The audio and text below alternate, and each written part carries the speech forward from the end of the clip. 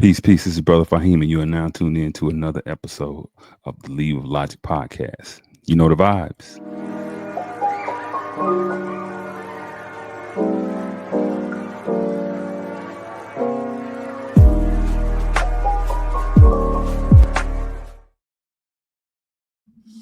Peace, peace, peace. Welcome back, welcome back.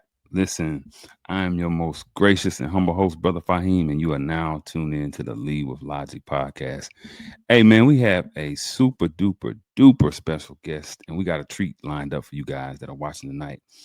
Man, I got my brother, CEO Hockley. But listen, before I say a word, before I go too far, I want to give this brother the proper respect, what he's a do. So, serial entrepreneur, philanthropist, author of Living in the Streets, right? That was self-published, by the way. Correct. Um, two magazines he did, right? Main Event and Candy Dolls. Like I Right. said, he's a publisher, he was a promoter, real estate developer, crypto enthusiast, recent 409 award winner for 10 years of business, y'all. That's crazy. Listen, from prison to Paris, not only is he was a real life street star, now he's a real life T star. It's no other than the brother Robert CEO Hockley. How you doing, CEO? Oh man, thank you, man. Great introduction, man. Blessed to be here, bro. Blessed to be able to build with you and share information with you, man. Man, listen. Look, y'all, I gotta tell y'all something. I'm gonna share a story before we get started, and I'm gonna share a All right. clip as well. You know, this brother is synonymous with and affiliated with none other than the peculiar Mr. Charleston White. And y'all remember back in 2020, when we really started first hearing about Charleston White online, it was a lot of negativity, a whole lot. And it was really hard to find somebody speaking with some sense about Charleston White, right? Somebody that was not biased by the character, but was objective about what he was really doing. And so, man, I came across this clip that I want to share with you guys. And I was like, wow, I didn't see I didn't see the brother anymore. But I never forgot the clip because I said to myself, whoever that brother is, he's telling the truth. And that was it was crazy at that point because like I said, it was so much happening, so much being said about Charleston White. And so this was the clip. Before we get started, y'all, this was the clip that I saw that introduced me to CEO. I want y'all to check this out.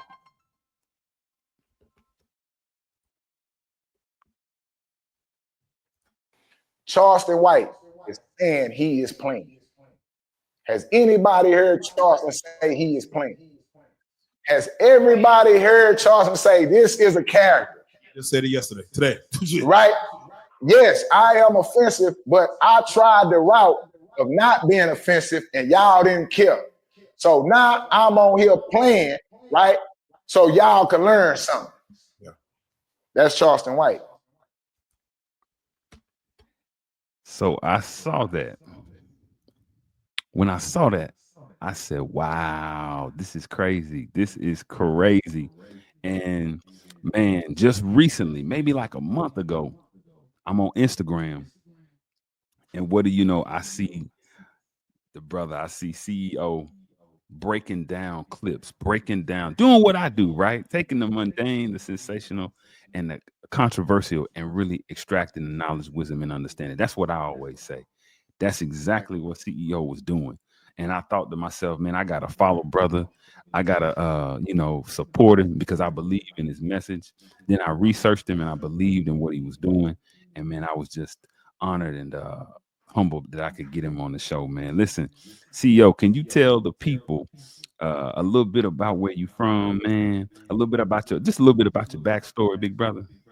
Right, man. So CEO Hockley, man, I'm from Galveston, Texas, G County, as we like to say, the area. For those that's not familiar with Texas and places in Texas, it's we pretty much here in the Houston area. So whenever you're here in Houston, you hear about the Houston Galveston area. You know, it's our connection. We all together um, right here. So it's right here in the Houston area, um, Galveston, Texas, born and raised. And like you say, I do have affiliation with Charleston White through our troubled youth times and prison times and community activists being out here, in our respected areas and our respected gangs. We both rolling 60 Crips. So well that's how we grew up pretty much, you know what I'm saying? And that's how we got connected and that's how we got known. But we also been connected and known for putting in the work and doing what needs to be done within the community, which is well documented on both sides, you know, on his side and my side. So Absolutely. that's pretty much the background. Like you said, business owner, wrote books, publisher, music, just different things. Serial entrepreneur, just taking care of business. Hey man, and you're doing it well, big brother. Like I say, 409. This brother was the 409 award winner for 10 years in business, right, CEO? Correct. 10 years. 10 years in a row. Hey man, that is awesome. Listen, you guys can just type in Google CEO Robert Hockley, or you can even type it in YouTube, and a lot of interviews are gonna come up. Good content, insightful content. The Right. one after going through all of your interview, CEO, the one that intrigued me the most was the one on real life street stars that I just started the show out with. To Right. me, just me personally, you were giving out so many, you were dropping so many gems on that interview, man. You were saying so many things that need addressing in our community, man. So I said, let me get CEO on here and really allow him to build on those things, really allow him to build on how he's gotten from prison to Paris, right? How he took Right. himself and what values he utilized, right? So I wanted to talk about Black culture, man. One thing that you guys discussed was misplaced values, right, in the Black community, and you put it in the mouth, or in an allegorical form like this. Everybody knows the movie Boys in the Hood, right? Everybody loves, you know, Doughboy talking crazy. Everybody loves Trey's style, Ricky's athletic prowess. But that often overshadows those small nuggets. And one of the nuggets, probably the biggest nugget in the movie, was when when Trey said, "Let me out, Doe." They riding along, and he says, "Let me out, Doe. Let me out." It's another movie. I don't know if you ever seen a Bronx Tale, CEO. Have you ever seen a Bronx Tale? One of my favorite movies, Bronx He Tale has is facts. He has his doughboy. He has his let me out moment too. You remember he's in the car. It's the same situation, except in that movie, you see Sonny or the gangster grab him and pull him out. But he's saying the same thing that you were explaining on that interview. If I get out, they'll think I'm a mutt. They'll think I'm a punk. You know what I'm saying? They'll Right. think I'm crazy. So I just wanted you to kind of go into, man, how did you see that? How did you spot the misplaced values? Because that's really what that denotes. Our values as a culture are kind of misplaced when we don't pick up that, hey, we have to let go of that stuff and redefine what is gangster. How did you pick that up, man? That analysis, CEO. Well, it took me 40 years to pick it up. Just to be honest with you, it took me 40 years because upon watching the movie when I was younger, it was definitely missed. I mean, it was a moment, but it wasn't one that was teachable. I mean, nobody was teaching it, nobody was speaking on it. So it took me many years. And again, that's one of the that is the best movie, black movie ever made that documentates our culture in that time, right? And they showed it from many perspectives: the mother, the father, the kid with no father, the gang members. I mean, that's a very John Singleton um, put together a fantastic piece of art and work that conveyed our message and our struggles in that time perfectly. So it took me many years of watching it, seeing it on BET, rewatching it, love it. Even now, you could turn on a movie and it's watchable.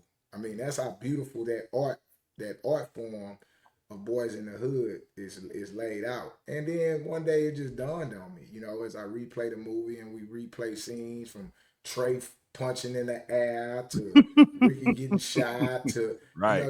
you just play all that out to me. And Doughboy killing the guy, telling him turn his punk ass over, and Right. you just play all that out. And the nugget is that because in those times, right? We had been indoctrinated to not be punks, to Right. not be scared, That's right. to um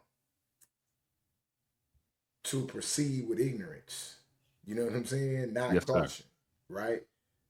We had been indoctrinated with that, and we feel like that was a form of weakness to be able to say, "Nah, I ain't about their life." And like I say, the beautiful part in it, the um the strength in it went both ways. Trey having the strength to get out, and Doughboy having the strength to let him out. Let him out. That's right. Because we already know people that wouldn't let him out. Like when Sonny Right. went and got um See. C out the car, his friends wasn't with him. Why he letting him out? Oh man, Right. again. So it was strength in both characters. One speaking up and the other one honoring him speaking. I mean his act. Not shaming him, so to speak. Absolutely. Hey, and you know what I realized in thinking about that CEO later on, remember in Boys in the Hood, when Doughboy walked across the street to talk to Trey, he The other said, day, "You wasn't supposed to be in that car anyway." right, He said, "You wasn't even supposed to be in there." You know what I'm saying? So he right. recognized this a good dude with a future. He's not involved in that. So that was dope, man. But we talking about a movie, man. The impact of culture. That's what I wanted to talk to you about. Man, you discussed titles. The one that they kept mentioning was OG. They kept saying OG. And you were saying if the accomplishment does not fit the result, that OG moniker is dead. We need to take that out of our names in the street and graduate to more names like CEO, CFO, business minded. Right, Listen, right. I want to ask you about, Business minded acronyms. yeah, I want to ask you about, the impact of the media on the culture, CEO, titles, personas, identity, you know what I'm saying? Right. G codes, you know what I mean? How do we redefine them? Because that seemed like that's what you were pointing to. How do we redefine uh what we have seen and how do we interpret it? If that makes Well, sense. man. I don't even think you redefine them, man. I think you have to get away with them. I mean, it is like certain words and certain phases end up trending out, right? Right. Like it was a time when people used to say "on fleek" or certain words, certain trends come about. The problem in the culture is that black culture is driven by have or have nots. That's the first thing. It's driven along those two lines, right? Either Yes, sir. have or either you have it or you don't have it, right? Which creates a mentality of animosity and resentment and of conflict. But these monikers, these street monikers like OG or BG or YG or any of these street terms that ought to give some kind of ranking to a street system of or some kind of military value to a street system that doesn't exist. They haven't been around in our culture that long, man. I mean, this definitely comes from California. This is California gang politics and gang culture spreading throughout our community like a virus. Meaning like this. I was born in 1978. Um, my mother was 17 years old when she had me. At the time that she was 17 years old, she had uncles, she had brothers, she had a mother, she had a grandmother. They never heard of the term OG. Like these terms did not even exist in our culture until the 1980s. Like until gang culture and the movie Colors is propagated throughout our community, That's and right. we start reading and learning about these different monikers or brands, OG mean original gangster. I mean, that wasn't even heard of in the 70s outside of California. Like that wasn't even how you would classify someone or anything like that. Now these things are prevalent to be like, you know what I'm saying? I'm super ignorant. I'm an OG.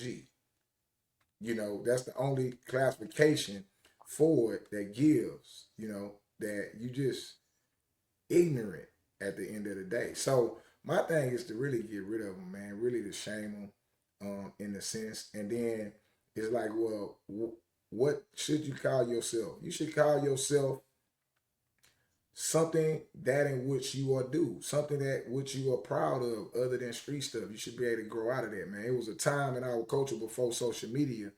We gave you a name or we gave you a title based on what you did, right?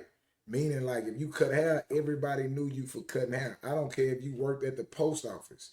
Like, if, oh yeah, you should cut hair. That they knew you from where you work. If you was a postal worker, they'll be like, oh yeah, that's Hockley that work at the post office, right? Hmm. Our titles was based on what people actually did and what services they actually performed within our community. Now our titles are based on what people promote in our community or what they promote on Instagram or this and that. Meaning you may say, "Oh, that's that's Robert Hockley that cut hair because you didn't seen him cut hair on Instagram." But in real life, he don't cut hair. In real life, on Instagram he sell plates. But in real life, if you try to do business with him or you try to get something going, you can't get nothing going with him. You don't even know how to get in touch and contact with him. But that's what he then promoted and branded himself as, and that's what we run with. And that's the same way with the street thing. These people are OGs just because they have lived long enough and are old enough to give themselves a title that nobody can take away from them. So I just think it's kind of irrelevant, man. I think it's kind of irrelevant, and it's kind of like one of them things we need to phase out and outgrow because there's no reward for being an OG. No reward there. None at all. No, no retirement, no celebration, no none of that. Man, Yeah, I mean, it don't even go on your gravestone. I right. mean, yeah, yeah, it don't even go on your gravestone. I'm on sure at the time of my death, whatever time that may be, CEO will be on my gravestone somewhere. Absolutely. Do you understand what I'm saying? Yeah, Absolutely. and again, it's based on what I have done. Yeah, the OG man, I haven't seen a gravestone yet that had OG on it, man. Listen, terms like brother, sister, king, queen, God, these are all things, man, that we should call each other because these are things, man, that esteem and also reflect what you've done, right? When you the owner and the maker and the creator of your destiny, that makes you God, right? And Right. so, yeah, I totally get and understand where you're coming from, and that's a great point. One of the things that you said, CEO, y'all were talking about an instance, and you said something that I think was dope. You said the war we fighting is against poverty and mental poverty. I was like, wow, okay. I said, man, I gotta ask CEO. I think we know what poverty is. What is Right. mental poverty, CEO? How would you break that concept down? Well, first you got to understand poverty is a lack of resources, Yes, sir. right? I mean, just point blank, period. So for you to be impoverished, mean you have a lack of resources. What are resources? Things that you could use to pull yourself up, things that your community could use to rise above of being poor, being hungry, being in need, right? These resources creates value. These resources create space in your life to where you're not stressed out, right? So to be in poverty is to have a lack of resources, not just money, but resources, period, right? Okay, mental poverty is the same way. You are in lack of something. You are in lack of understanding what you need to do next or what you don't need to be doing, right? That's the mental poverty. Like saying, I done grew up, I done turned 25, I done turned 30, I'm no longer in the streets, I work at the city, but you want to be called OG such and such. That's a mental poverty situation, right? Yeah, that's a mental poverty situation. You know what I'm saying? You done Right. turned 60 years old, you a Walmart greeter, but you want to be known as OG blase blase. That is an example of mental poverty, right? A lacking That's of right. resources, of understanding and growth. But when you dig a little deeper into the subject, you kind of understand that poverty itself is a direct relation or manipulation of man, because outside in the universe, poverty doesn't exist. In the That's right. universe, everything is abundant. Everything around us in abundance. What do you mean? There's enough air, there's enough food, there's enough everything for us to live on. Meaning, like, the apple tree gives enough apples for everybody to eat, right? It's only when man comes around and put a fence around the apple tree and start distributing it how you want to distribute it is when there's a lack of apples, right? I That's don't I right. don't know if I'm making sense there, Oh, you but making all the sense in the world. right. So then when you understand, okay, poverty is by design, and it's by design by the people that are in control. But the next thing you look at whenever you are in a situation where there is real poverty, like um, let's say like if we go to a third world country and people are living in huts, and people are really with a lack of resources and without, what you find is peace there. You find a form of peace where there's real poverty, because people work together to survive, Absolutely. That's right? right. People live and work together to survive. That's why when we see the people that are in extreme poverty and living in huts and all that different stuff, we see them with smiles on their face. They may be playing in the dirtiest water we ever seen. They laugh and they That's smiling, right. that they enjoy, because it is a peace there. It's only when you get to a situation that they call relative poverty, right? And relative poverty is when you don't have, but your neighbor do, that you see Right. violence, Right. right? Relative poverty is when you see um, robberies, is when you see murders, is when you see people that have been restricted from opportunity taking those opportunities. And relative poverty exists in its highest form here in America and in every community, white, black, brown, whatever. It is the thing that America runs on, relative poverty. And it is the thing that drives violence. It drives it, right? And I think once we understand that from a psychological standpoint, because these are all psychological terms to understand that wherever relative poverty exists, there's a high crime rate.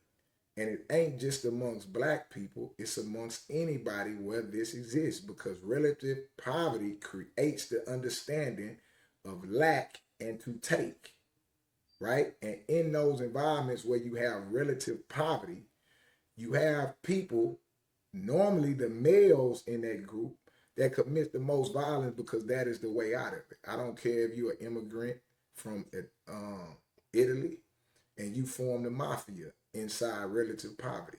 Do you understand what I'm saying? Like, I don't Absolutely. I don't care if you stand in South Central Los Angeles and you form the Crips out of relative poverty. Like, these things, that not only does it drive this, the way out of that poverty is to shoot your way to the top. Some people shoot their way to the top. It's the classic 50 Cent saying, get rich or die trying. That's relative poverty, right? Absolutely. Yeah, get it or die trying. So when I was speaking on that, I was saying we gotta quit fighting racism. Yeah, it's all the white man this or these white people this. If we come together, the white people, the white people don't have to fight us no more, because they locked us into a system of relative poverty, right? That controls our space and that controls how far we go. Right. That's it. Yeah. You spoke on Charleston White. We looking at him on the stand. Relative poverty led Charleston White to being involved in a murder. That's right. Yeah, I mean, it's just that simple. And once we understand that, well, I'm gonna say it right. Once we understand that, we could better help people that are dealing with those situations once we are out of poverty ourselves. Yeah, and that's some of the things that I've been able to do in my community by, like, for instance, I have a brother You called the store today. My brother answered the phone. Yes, He sir. just got out in November after doing 30 years for a murder he committed when he was 15. That's the one And you were talking about in the that real life street stars. in real life street stars, he Oh answered the wow. phone today. You know what I'm saying? He's home. He's at work running the store right now. Why? Because his brother got out of poverty and was able to provide him with a resource to where when he comes home, his first day home, he spends his first night of freedom inside his own apartment, right? He wakes up, he has a vehicle, he has a job, he has all these things upon coming home.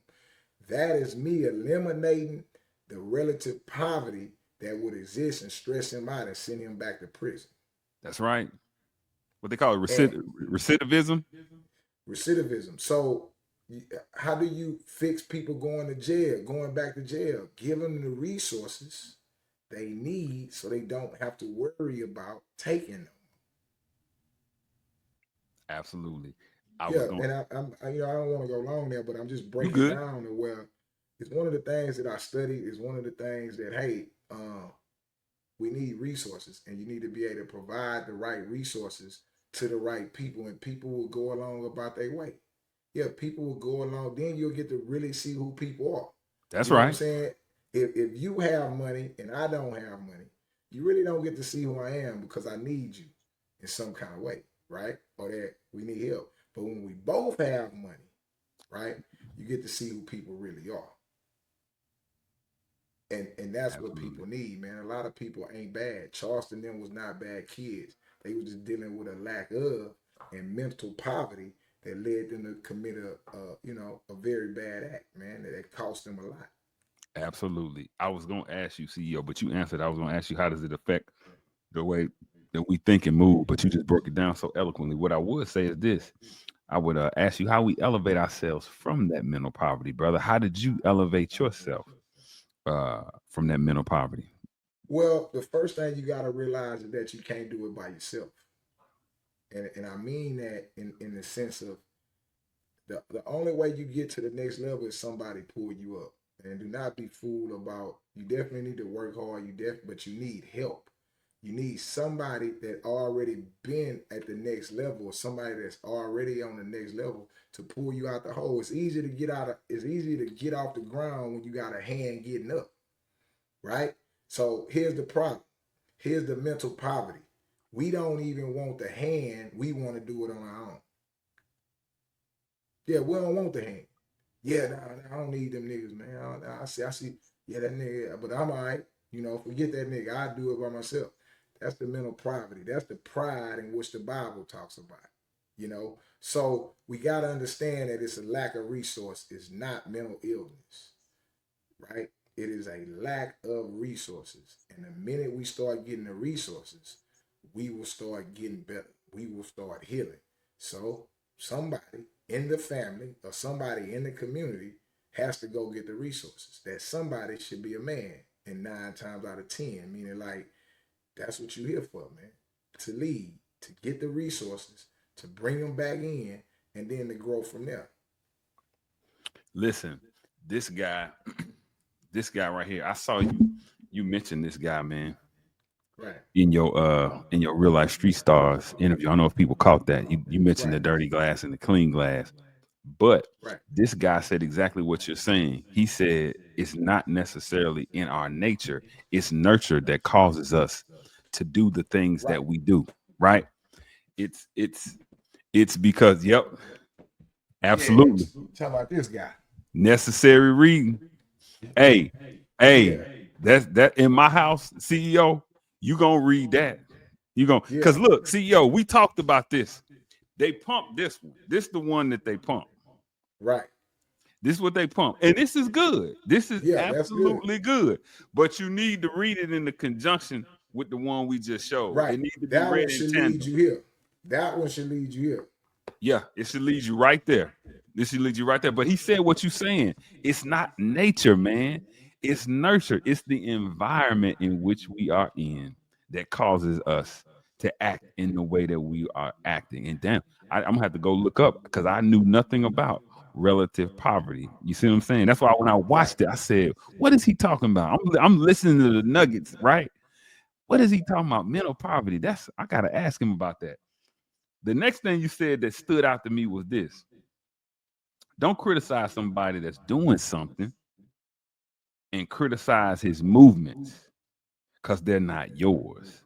You go do what you talking about he need to do, right? In other words, what I got from that was people love to criticize something just because they are not doing it themselves. It's not so much that, they have a problem with it, but they criticize it because it's not their own. And then also the bigger thing is, hey, what are you doing behind that? So I wanted to ask you about participation trumping always trumps spectation. You see what I'm saying? Right, right, right. You said that right. Participation trumps expectation. But the thing is that, man, human nature leads us to believe that our words have powerful meaning and effect and cause on our environment.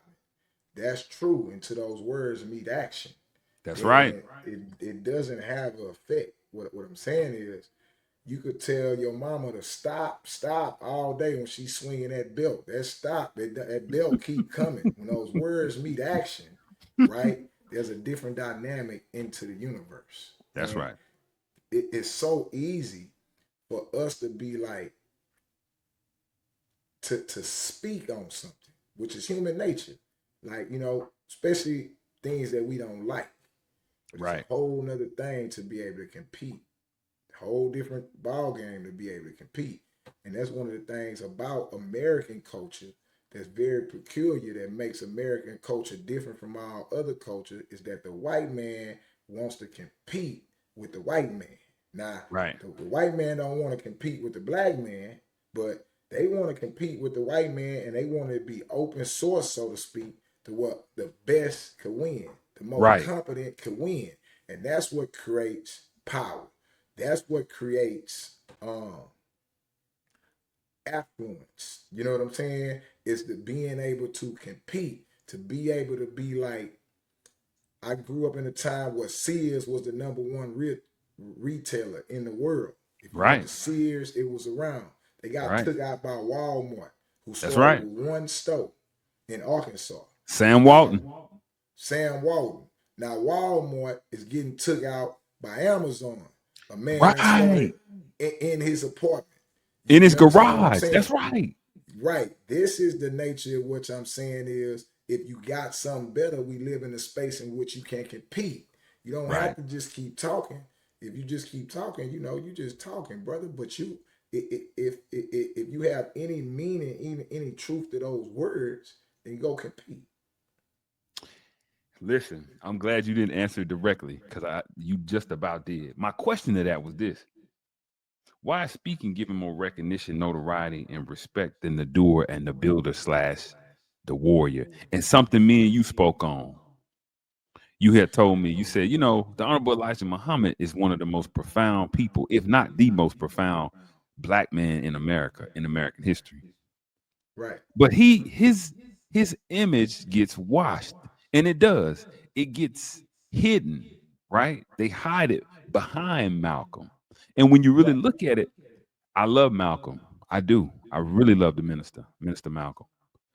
But he wasn't a builder of business and a builder in the way that the Honorable Elijah Muhammad was. He was more of a speaker and a resurrector, right? He was the Honorable Elijah Muhammad's spokesman. He was his mouthpiece. But the building, the restaurants, the land, the planes, the empire, that took building. That took actual building. So why is it that we put more emphasis, like you said, on the speaker, CEO, and not necessarily the builder?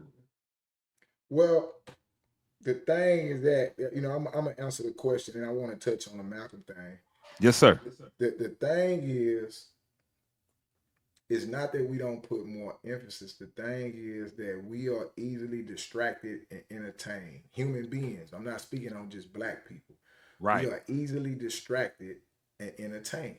So we have a ability to go where it is more easier or go where it's more simpler for us to understand. So it's easy for somebody to build something and not get recognition as it would be for somebody that's boisterous or promoting or out there.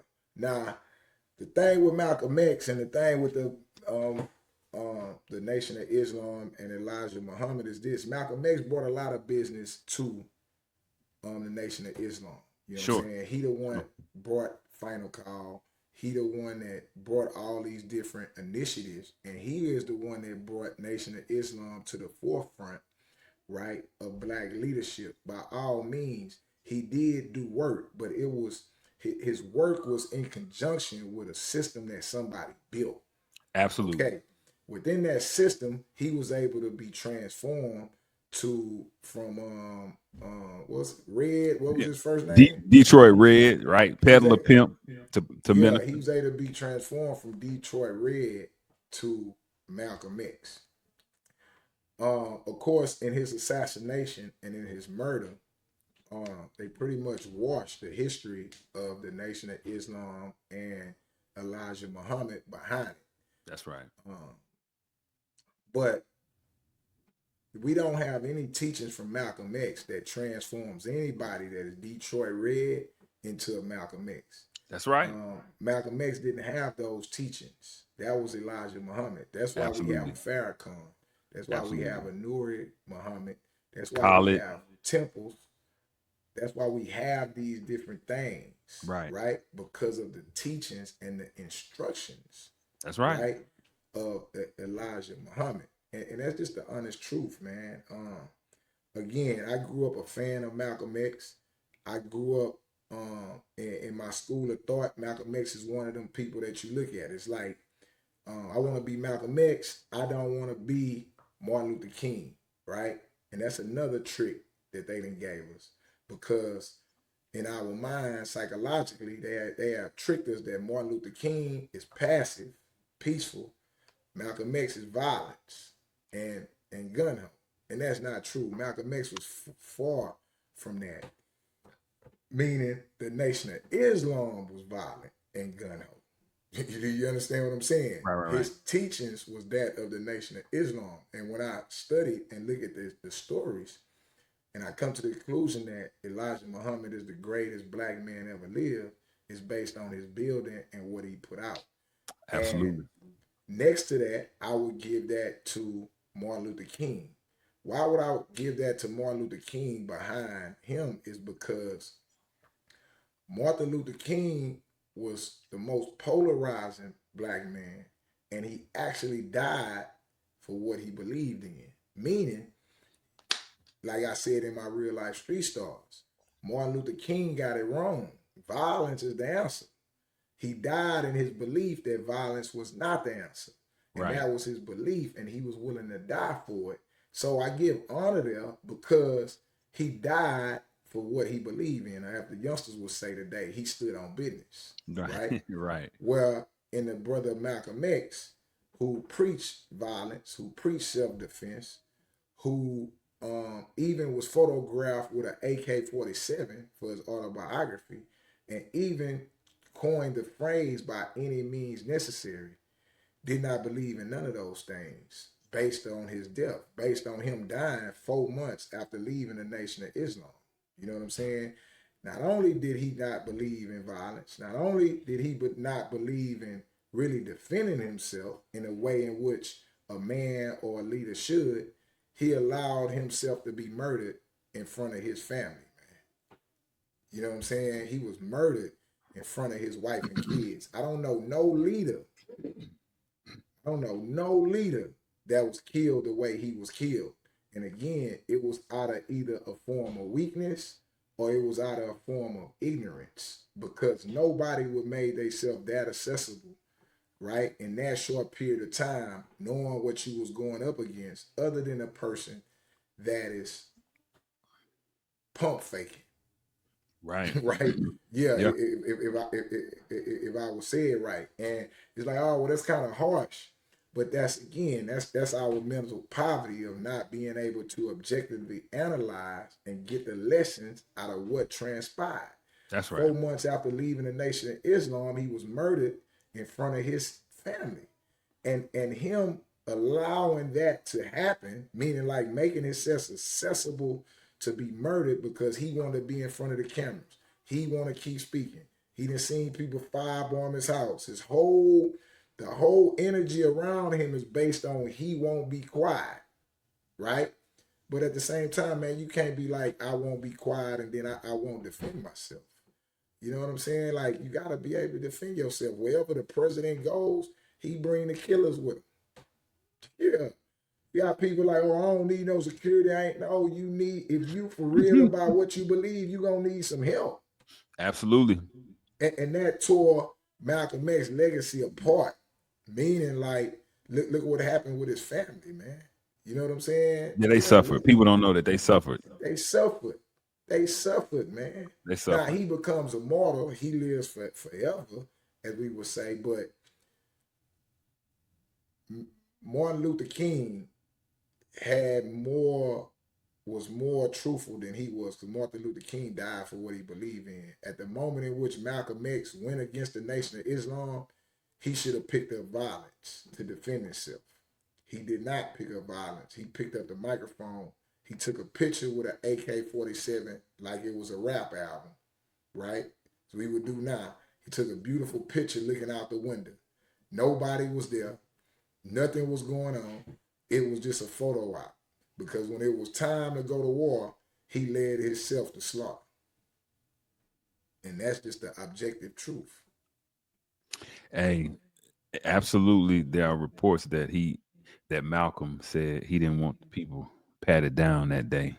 He didn't want anybody patted down because they understood those people, even though he had been infiltrated by Bossy, right, the Bureau Right.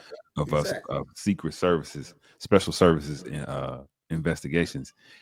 They said, yeah, okay, if that's what you want.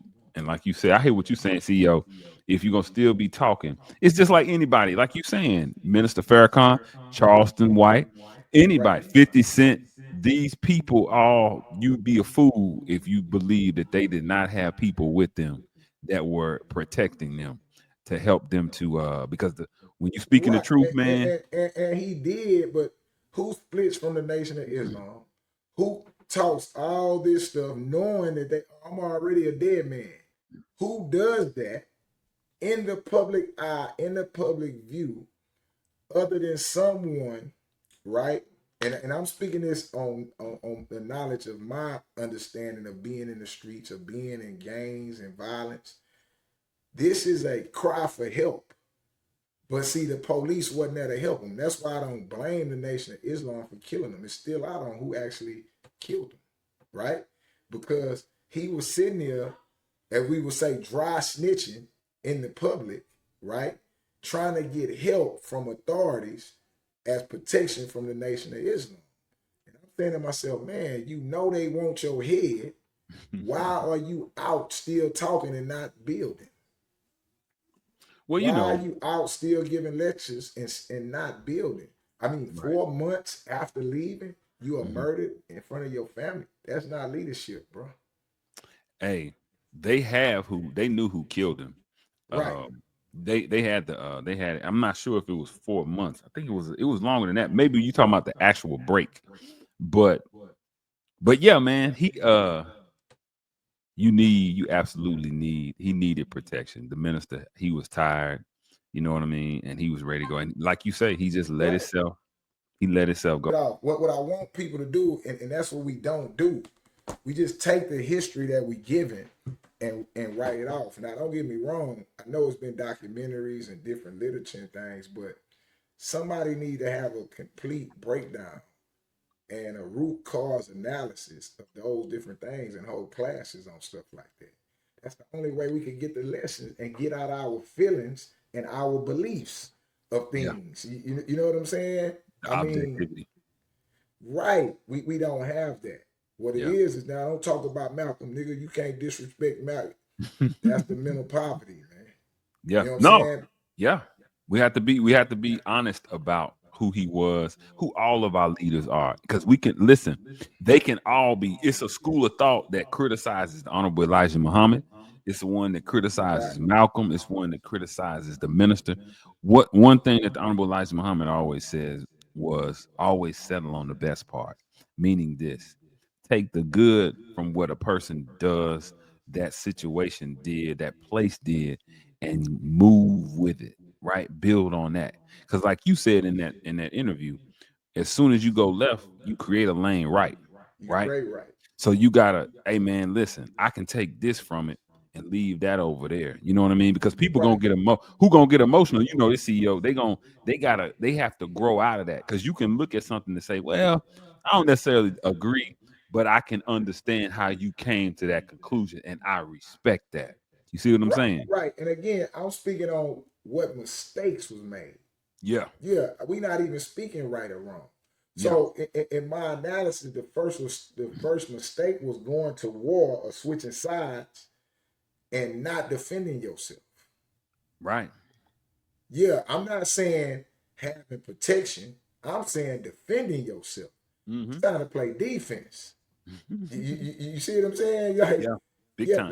it's time to play defense. Why are we still holding press conferences? Why are we making ourselves available to be slaughtered? Right. Yeah, we gotta do better. But look, I want to move, CEO, because I Yeah, don't let's want it to go on. become. Let's go on. Yeah, but I appreciate and I totally understand what you're saying. But listen, where I was going, what inspired that the speaker was not only Malcolm and Elijah, but it was uh, referencing back to Charleston. I saw something recently where somebody said something about one of the rappers was on Shannon Sharp, and they mentioned we know this guy for. We don't know him for anything except shooting at personalities online. Right. And I thought to myself, he must not have looked into Charleston's background, right? That's not taking up for Charleston. That's not Right. adding or taking away from Charleston. That's just being objective.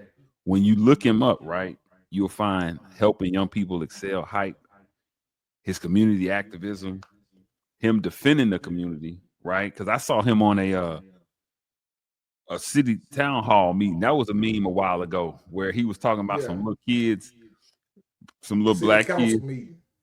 some little city black kids couldn't read, so they didn't know that they were in an area that they could be harmed. It was carcinogens there, and the people didn't care enough about the kids. And Charleston went, he went off. He was talking the same way to them as he was talking on the internet, and I was like, "That's respect. He ain't kowtowing. He not changing who he is." But my point was, the rapper was sorely incorrect, right? He was extremely incorrect because Charleston is a builder. He just happens to be a speaker as well, right? But he was Right. in his analysis of Charleston. He didn't even consider these things. You see what I'm saying, CEO? And Right. that's what we Right. do as a culture. That's our mistake. We don't say, man, this cat's a builder. Because if he had known that, he could have said whatever he said about, what he said, it would have been understandable. He just wouldn't have relied on that, what we know him for. You see what I'm saying? Another thing I wanted to get to, man, violence, you mentioned this. Violence is the way, or violence is the answer, right? In order to halt something, you need violence. It reminds me, using an example, it reminds me of something that I saw in a movie way back in the day. I was a kid. I had to been 4 or 5. The Last Dragon.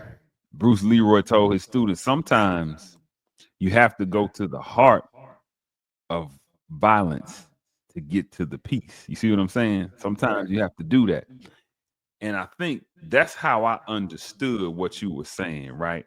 About violence. It's a necessary energy, it's a necessary commodity in the universe. But I would ask you this, right? Is there a difference between self defense and violence? CEO. Um. No. Self defense is a term uh, describing the type of violence that like is giving violence a reason. Self defense is a reason for the violence. Um, I saw Elon Musk put out a tweet Um, he put out something, and it pretty much said the same thing that we speaking on now. He said that for you to have peace, you have to be capable of violence. For you to be peaceful, you have to be capable of violence. That's the only relations to peace. If you're not capable of violence, then it isn't that you are peaceful, it's that you are harmless. Mm, wow. He said, if you're Right? not capable of violence, you it's not that you for peace, but that you are harmless. Right. That you again, violence is the answer. Meaning like you rather be you rather be a warrior in a garden than a gardener in a In a war. war, right? Right, That's the analogy he's using in that right. frame. Like if you're not capable of violence, because you can only be peaceful if you can chill out, CEO, don't do nothing, man. Remain peaceful, remain calm. Right? You can only be capable of peace if you know violence. If you're not capable of violence, then you're not peaceful. You're just harmless. Hey, absolutely, absolutely. Well said. Listen, I understand it. I think the people gonna understand it. So, something I wanted to talk about also. I think a theme that was brought up that I wanted to get your perspective on: self-reflection and introspection. Right. One thing, you mentioned when the bars close, reality hits, and you talked about yourself. You said, I don't care who you are, Pop, whoever it is, man. People cry and they're forced to confront themselves, right? I remember, rest his soul, Pimp C. I think his real name was Chad Butler. He's from down your Right. way. He's from Port Arthur. Oh nine. Yeah. He said, I remember it's a famous interview I heard before he passed, and I used to crack up. CEO, he was talking to one of the DJs in Atlanta, and he said, I'm gonna tell you what I don't like about rap music now. He said, man, everybody's a kingpin. Everybody's selling so much dope. Everybody got all the women, man. He said, but don't nobody talk about it. Ain't no commentary. Don't nobody talk about when you got to go behind them bars. Don't nobody talk about them legal fees. Don't nobody talk about you doing that time by yourself. He was essentially saying the same thing that you said, CEO. They don't give you a full picture that forces you into that sobering reality. Like, man, I have to deal with myself. So my question for you is this: are we glorifying? When I say we, I'm talking about like the black culture, right? This part is just the black culture. To you, are we glorifying the criminal lifestyle without explaining the sober realities that come with that lifestyle?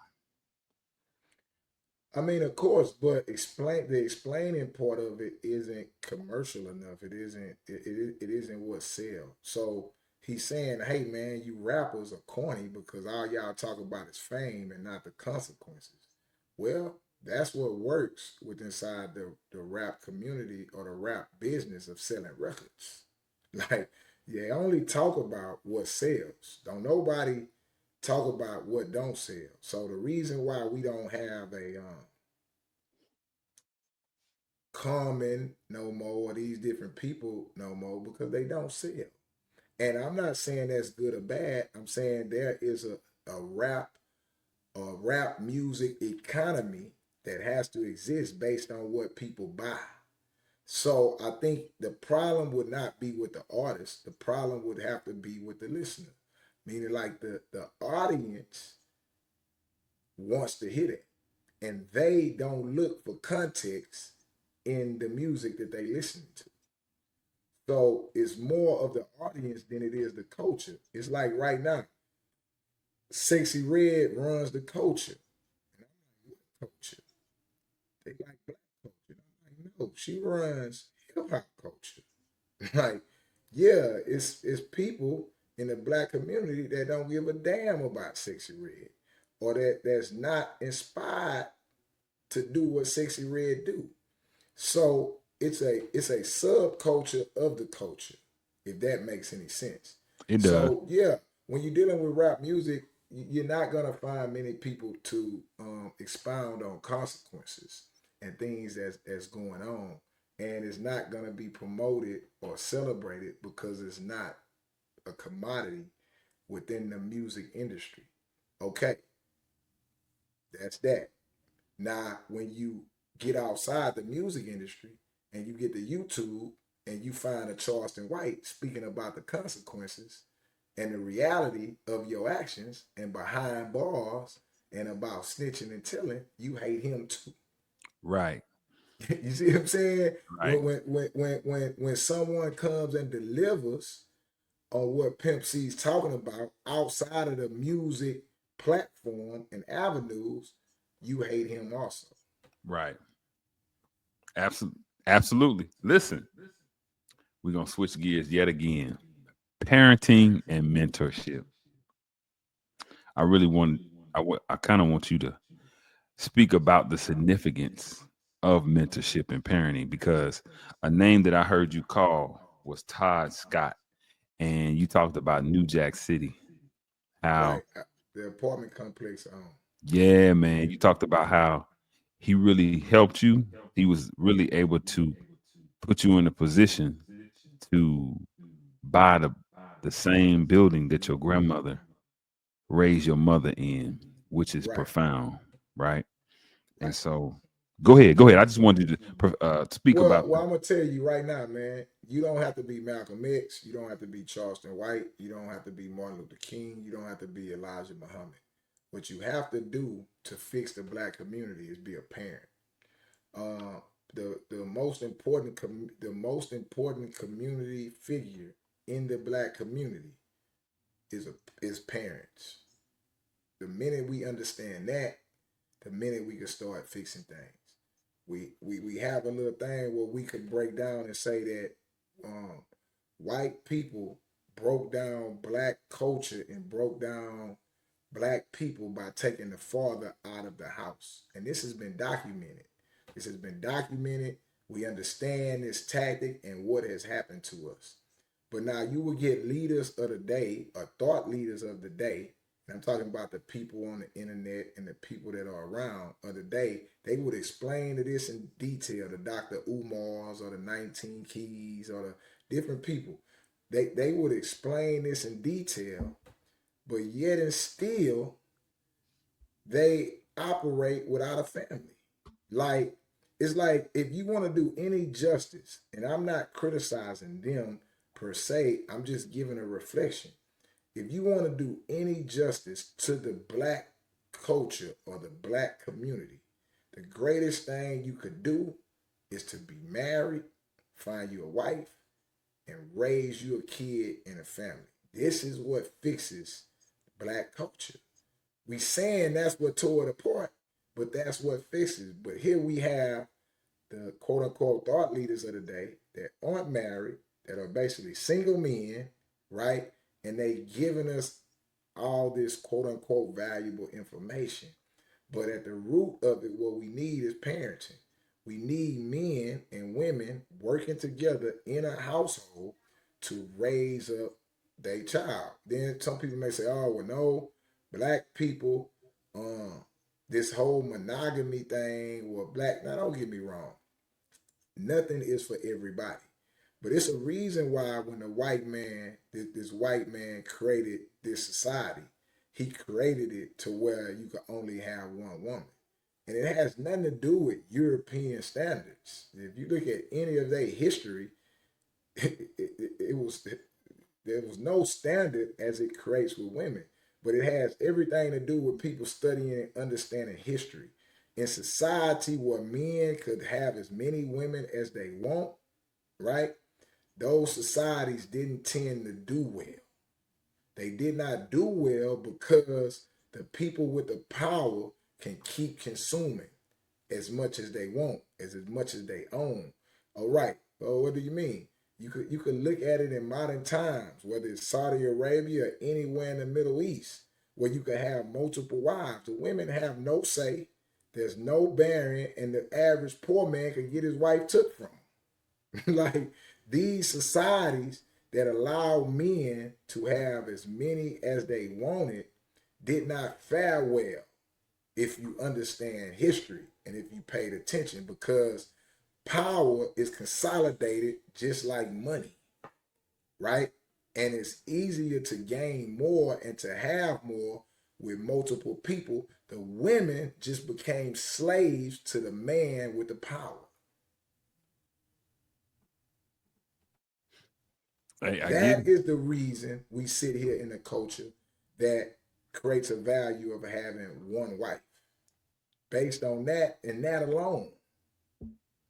Yeah, based on that and that alone. Okay, so once we identify that, all this is going back to parenting, right? It's all going back to parenting. A man and a woman, two people raising a family. That is the nation. That is any nation on earth. So the reason why our leaders skip out on that, you can't even be a president if you're not married, so to speak. Nobody trusts a single male. You know what I'm saying? And I'm saying it because he has the power to manipulate and take advantage of many until he gets married or get committed and you start raising a family. And that's just shit how it be. Parenting is the most important thing. And we all point out that I didn't have a father, or this person didn't have a father, or this home was broken, or this was going on. But that is the most important thing right there. And that's the thing that we need to fix. Hey, listen, I was you again. You stole my thunder, CEO, because I was getting ready to say what I wrote down is community activism is not handing out toys; it's being a parent. Those are your Being a words, parent. Yeah, that's my and I was, words. yeah, those are your words. I was going to ask you to explain, but you just did. Absolutely, Now, now, and now, that's not now, now, you give me something on that. Yeah, you give me something on that. On on what. what we do, what I just spoke on. Is that Oh, that's absolutely wonderful. I was getting ready to say you're not necessarily criticizing or taken away from Keys, Umar. However, but comma in societies where it was excess for the man who had the resources, right? right? It became imbalance, right? They say power corrupts the heart, right? And Right. so when you have that much power, when you have that much, you want to keep it. Like you said, they call it a good old boys club when you're talking about white folks. They call it a fraternity, a crew, a clique, or whatever. You want to keep whatever social capital, whatever financial capital, you want to keep that, right? You want to keep Correct. it amongst a few affluent people, right? The Rockefellers, the Vanderbilts, the Right. what's my man? What who did Jay Electronica? He was dating that girl, Rothschild. I think it was Rothschild, the Right. Rothschilds, right? Yeah. So no, I understand it, man. Just being a parent, but I thought it was profound what you said because most people in our culture, and a lot of times, what I say, CEO, the knowledge is universal, but it's specifically for black people. Let's make no mistake. Black people need to hear this most, but anybody can benefit from it. But oftentimes we think that doing something external to our first nation, which is our family, makes us community activists. So it's beautiful to hear you reinforce. No, start at the root and then work up from there. And the root is just, hey, I have control of my kids. And CEO, I talk to my neighbors. I get to know, and I try to help the kids in my community. And I talk to them like they're adults. I don't curse at them, but I talk to them Right. straight and stern. Like, I know y'all asses is cursing in the bathroom. I know Right. y'all on the far side of the playground doing what you do because I did the same thing. So you can't fool me. So let's talk. Let's be real for a second. You know what I'm saying? But that's Right. my way of trying to connect with them so they'll let me give them something. I try to connect with them before I can correct with them. You know what I'm saying? Right. So yeah, is that what you wanted to know that I understood what you were saying, Right. right? Right. Right. Because as you see with that message, we don't hear that. People will tell you the problem and not the solution. We gonna sit here and preach and teach on a white man taking a black man out the family while not being in the family as you preach that. That's right. Like, hold That's up, right. hold up, man, hold up. That's Like, right. yeah, I don't understand that. The next thing is about mentorship. We kind of touched on it earlier. It's about pulling somebody up. Mm-hmm. The best way to learn is to learn from somebody that's doing it, right? Meaning, like, I have a t-shirt company, right? And you could go to those kids in the neighborhood and tell them, hey, y'all could do something. Make y'all some t-shirts and y'all could sell them. See, we always get that, but it's different when I come in and I bring them into my shop. See, it's a whole nother thing going on here because now we passed the point of telling them what to do. We showing them what to do, and we put them in position with a resource to actually do it. So before they even buy a press of anything, they already making shirts and learning how shirts are being made or being done. Now that's example with shirts. Imagine if we had that example with real estate. Absolutely. Imagine if we had that with a car dealership. Imagine if we had that with a cleaners. Imagine if we had that with a McDonald's. Imagine if we had that kind of mentorship in things that will really be beneficial and resources to us. So that's what mentorship is. And the brother Tar Scott did just that. He brought me into what he already had going on, which made me excel in it and achieve some things that I always wanted to achieve. He didn't just say, oh, you could do real estate, watch Grant Cardone video, you could flip this or flip that. He didn't have the locker room talk. He had the resources and he had the tools to put me in the position. And that's what mentorship is. You know what's funny, CEO? On my notes next, it says, "You beat me to the. You stealing my thunder, CEO. I think you read my book before we came on, bro. Because I put motivation followed by offering up resources. Right. You gotta have Offering up that. resources. That's Dr. Claude Anderson. I got that from Dr. Claude Yeah, Anderson. He said motivational speaking is just a con man. Powernomics. Yeah. it's a great book. And I ain't gonna lie, like I read all of it, but I read different chapters, and he's on the ball, CEO. Black Label, White Wealth. Well, These yes, are sir. instructional books. This is not information. These are instructions. There's something totally different. These are people pointing out problems and Right. giving you the instructions to fix them. That's right. Right. They Yeah, just, they're this not ain't just Rich Dad Po diagnosing it. Dad. This ain't Right. Rich Dad Po Dad that's Right. entertaining you. These are telling you step by step on what's wrong and what's need to be done to correct that. So yeah, man. Motivational speaking is just now. Don't get me wrong. We all need to motivate. Charleston gets online and motivates. You all want to motivate, but do not be naive to the fact that it has to be followed up by resources. It's one thing for someone to motivate you about making shirts. It's a totally different thing to find a resource or a place or a mentor that actually makes shirts. But you got to be humble enough in your spirit. And I'm not just speaking about kids. I'm speaking about grown people, right? Adults. You got to be humble enough in your spirit and get around people that know more than you. You know what I'm saying? Yes, sir. They say that in church. You got to be like an empty vessel and let people pour into you. You know what I'm saying? If you try to pour into a full glass, it just overflows and spill out. You got to come empty so you can be poured into. That's right. That's right. Hey, that's part of that mental poverty, is what you would say. That's part of it. Exactly. That's part of mental poverty. Listen, hood culture. You said something. You said this about prison. Ferguson, to be exact. In this environment, ignorance is rewarded. Being the most destructive is rewarded. I would ask this, CEO, and I've been pondering this. Is the hood the same way, CEO? Is that the type of environment for young people where, you were a young guy, you know what I mean, who was out there? I had a brother who was just like you, CEO. Uh, it wasn't me, but I saw how he did, and I saw him move up through the ranks. You see what I'm saying? And Right. it made me think like, are you familiar with Power? CEO, the show Power? Right. The original one. That's the only one I like with Ghost and Okay. Tommy. Okay.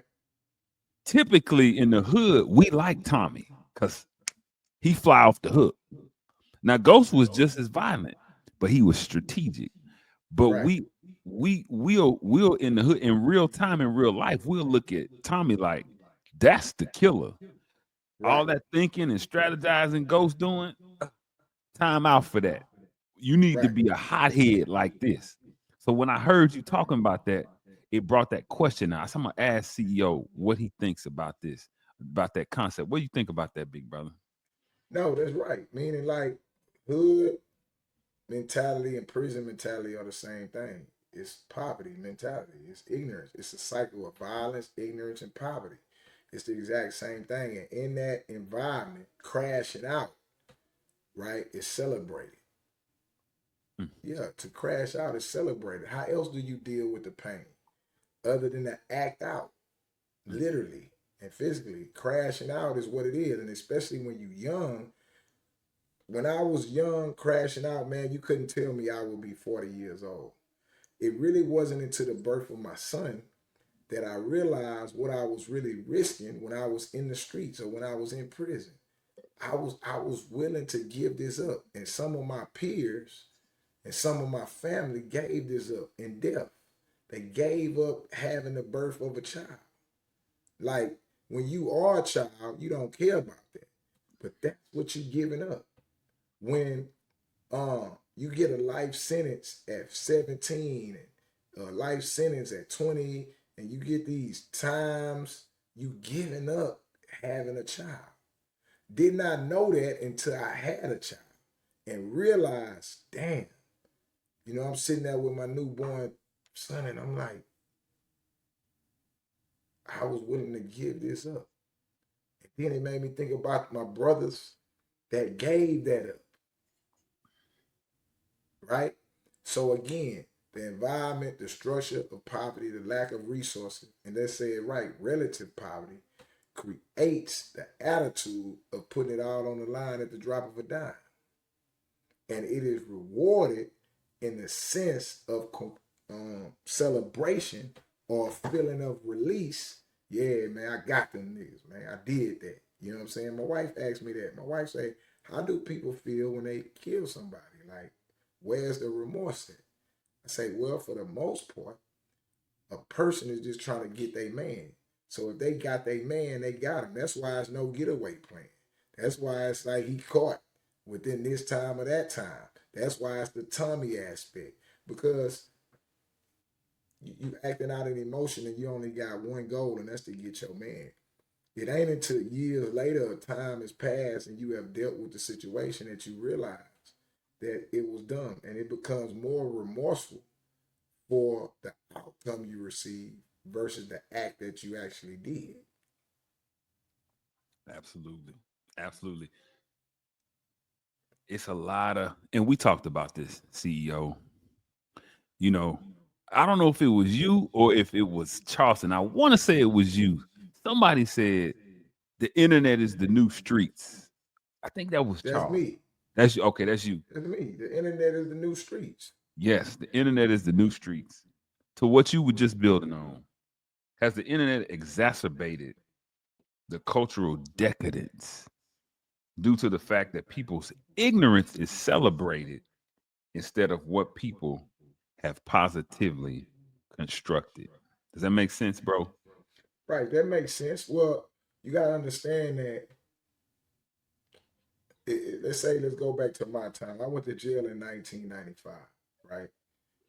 If I go back to jail today and try to operate on the 1995 program that I went to jail in, it won't work today. Right, right, I mean, let's just be real. It would right, not work today, right? It's a totally different time from 1995 and now. And people will say I'm crazy or have a mental illness. And it's the same way with the streets. These are not the streets that I grew up in. right, It was a time when I grew up in the streets that police patrolled the streets. You knew when police was patrolling, what shift they was on, and all right. that. That's right. Now they patrol the internet. Mm, You know what I'm saying? Now the police patrol the internet, right? Looking for crimes, looking for people to arrest, looking for people that self snitching. These are the times. So the times are the internet is the new streets. The internet is based on one thing. The internet runs on one simple thing, and that's attention. Meaning, like, this is the attention economy, right? It's whatever gets the most attention is winning. Back when TV was, you watch TV, it was about attention, but it's like what they will say about the news. If it bleeds, it leads. Right. I That's don't know if right. you ever heard that. I have. Yeah, I remember that. Yeah, you have heard that. Meaning, like, if somebody gets shot, we talking about that. We ain't talking about the little puppies that was born yesterday, Right. right? We talking about if it bleeds, it leads, because that's how the television works. On the internet, if it gets attention, it leads. Whatever it is, whatever it is, if it gets attention, that's what it's based upon. How much attention it generates, right? And that's where street culture has went to, because street culture was always about attention. Regardless of what people say, it's always about who's the flyest, who's the fastest, who is the gangster, who is the how can you know these things without garnering attention?